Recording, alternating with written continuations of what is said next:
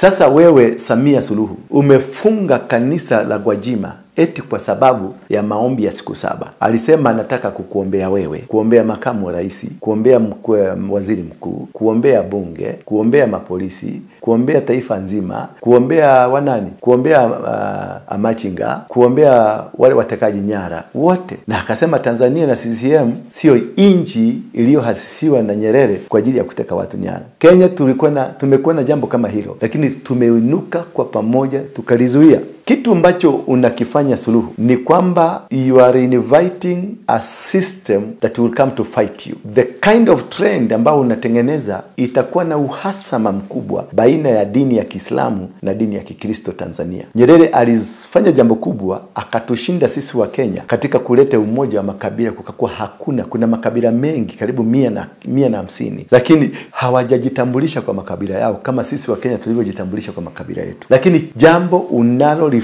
kufunga kanisa kwa sababu mtu ameuliza swali, hawa watu wanapotelea wapi? Hawa ni kondoo wake, hawa ni wafuasi wake, ni wafuasi wa dini ya Kiislamu, ni wafuasi wa dini za Kikristo, ni wafuasi wa dini za kitamaduni, ni wananchi tukufu wa jumuiya ya East Africa, ambayo kwa sasa tunaamini ya kwamba hamna mpaka kati ya Kenya, Tanzania na Uganda, Rwanda na Burundi, maana pasipoti zote ni za rangi moja na zimeandikwa East Africa. Tuna wimbo mmoja wa taifa la East Africa ambao tunauimba kwenye institution zetu zote. Tunaimba kwenye shule, watoto wetu wamefundishwa wimbo wa East Africa. Kwa hivyo mimi ninainuka kama mchungaji hapa Kenya, ninaitwa Apostle Ndura Waruinge. Ninasema hivi, jambo ambalo Suluhu umelifanya ni jambo la kinyama, ni jambo la kishenzi, ni jambo ambalo halina misingi na halina binadamu. Makanisa ya Gwajima, kanisa linaitwa The Glory of God, I don't know whether the Glory of God. Makanisa hayo